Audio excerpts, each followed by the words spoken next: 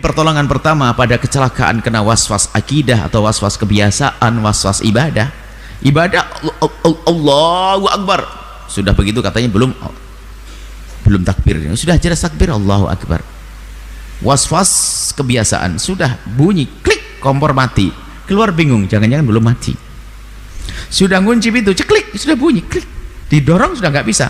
Sampai mobil balik lagi, kayaknya pintu belum dikunci. Loh, itu kan sebenarnya bukan ragu. Wong dia sudah menyadari kalau tadi dikunci bunyi klik. Namanya waswas. Dan waswas itu tidak boleh dibiarkan.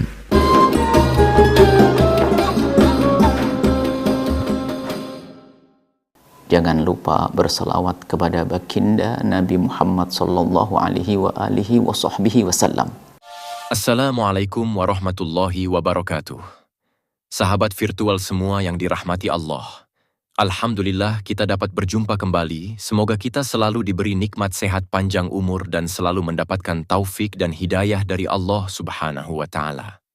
Salawat serta salam senantiasa kita haturkan kepada baginda Nabi Muhammad sallallahu alaihi wasallam beserta keluarga dan sahabatnya. Semoga kita semua mendapatkan syafaat beliau. Jangan lupa untuk subscribe, like, dan share video ini agar lebih banyak lagi orang yang bisa mendapatkan manfaatnya. Mari kita simak bersama kajian kali ini. Semoga bermanfaat. Seorang hamba yang merasa bahwasanya imannya masih ada atau tidak. Imannya masih ada atau tidak. Imannya benar atau tidak benar. Surga ini ada atau tidak. Jadi imannya kalau masih dia mengatakan imanku masih ada atau tidak tentang surga, neraka, iman, maka ketahuilah yang merasakan bahwasanya imannya masih ada atau tidak, kabar gembira bagi anda bahwa iman anda masih ada, cuman anda telah punya masalah urusan mental anda, punya permasalahan di mental anda, kena waswas akidah. Orang yang kena waswas akidah bukan akidahnya hilang. Di saat mengatakan Allah ini ada atau tidak ada, imanku ada atau tidak ada, itu bukan masalah ragu atau bukan masalah orang tidak beriman. Kalau orang tidak beriman nggak akan berpikiran sebegitu, sudah langsung pergi kemana sana, nggak sholat nggak ini. Tapi kenyataannya dia masih ingin sholat dan sebagainya, ada seruan iman di dalam hatinya. Tapi yang harus diwaspadai bahwasanya dia terkena mentalnya, punya permasalahan di dalam dirinya, mentalnya, yaitu terkena waswas. Waswas itu ingin mengulang-ulang, padahal dia sudah yakin sebetulnya. Cuma tiba-tiba ada pertanyaan, jangan-jangan nggak ada. Itu sebenarnya tidak terlalu kuat seruan itu. Cuma dia mendengar, jangan-jangan nggak benar surga. Padahal dia yakin dari kemarin mau sholat itu. Sebetulnya lebih kuat keyakinannya. Dan itu bukan seorang ragu enggak begitu. Jadi ada waswas itu adalah bukan orang ragu. Dia tahu sudah melakukannya, tapi dia ingin mengulang lagi. Dia sudah meyakini, tapi dia ingin mempertanyakan keyakinannya. Makanya orang waswas ini permasalahan mental, sehingga perlu ini melibatkan ahlinya, pakarnya, ahli psikolog, untuk bisa mengurai permasalahannya, sebabnya dan seterusnya. Hanya mungkin pertolongan pertama pada kecelakaan kena waswas akidah atau waswas kebiasaan, waswas ibadah. Ibadah Allahu Akbar. Sudah begitu katanya belum takbir. Sudah jelas takbir Allahu Akbar. Waswas kebiasaan, sudah bunyi klik kompor mati. Keluar bingung, jangan-jangan belum mati. Sudah ngunci pintu, ceklik, sudah bunyi klik. Didorong sudah nggak bisa. Sampai mobil balik lagi, kayaknya pintu belum dikunci. Loh, itu kan sebenarnya bukan ragu. Wong dia sudah menyadari kalau tadi dikunci bunyi klik. Namanya waswas. Dan waswas itu tidak boleh dibiarkan, membahayakan. Sehingga iman bisa hilang. Karena apa? Dia capek dengan seruan-seruan bisikan waswasnya. Dan waswas ada dua, waswas syaitan sama waswas mental kita. Waswas syaitan, kalau bisikan syaitan sederhana, a'udzubillahi minasyaitonirrajim, berakhir kisahnya. Tapi yang repot di mental kita itu. Terus jangan-jangan imanku nggak benar, kayaknya takbirku nggak benar, kayaknya belum dikunci pintu tadi, jangan-jangan bannya bocor, jangan-jangan naik mobil gelisah, jangan-jangan sopirnya ini nggak bisa. Terus hidupnya akan tersiksa dengan itu semuanya. Maka ayo kita pun di saat ada gejala-gejala semacam ini, sadari diri anda, datang ke ahlinya untuk dibimbing, pakarnya, psikolog, untuk dibimbing agar menyelesaikan. Cuman pertolongan pertama adalah begini. Jika punya perasaan semacam itu, was-was ibadah, was-was akidah, was-was kebiasaan, langkah pertama adalah hilangkan dari memikirkan hal tersebut. Setelah Anda memastikan bahwasanya sudah bunyi klik kompor, pintu sudah didorong nggak bisa, Anda sudah bunyi Allahu Akbar, ya sudah, jangan pikirkan itu.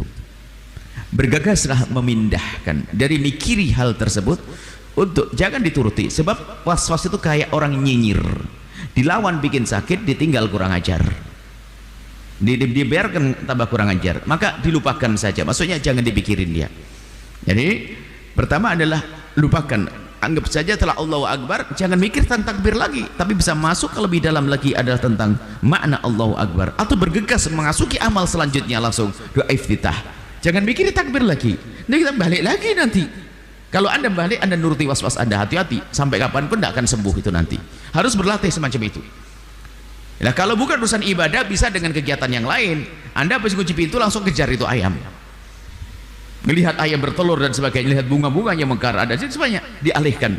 Ya, pertama adalah menghindar kembali kepada pemikiran tersebut, kemudian kita menuju sesuatu yang mungkin lebih kita senangi sehingga kita tidak kembali ke hal yang tersebut. Mengalihkan, bahasa sederhananya, mengalihkan.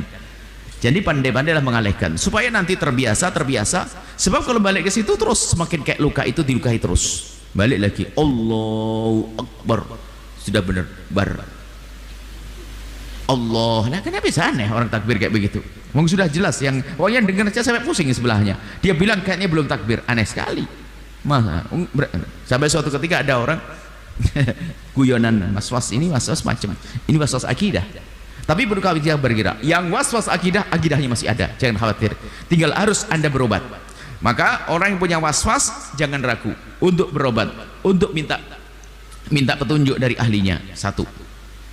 Kemudian ini permasalahan ada keyakinan, orang kalau datang ke psikolog dianggap orang gila. Ini kan salah. Ini masalah pembenahan mental.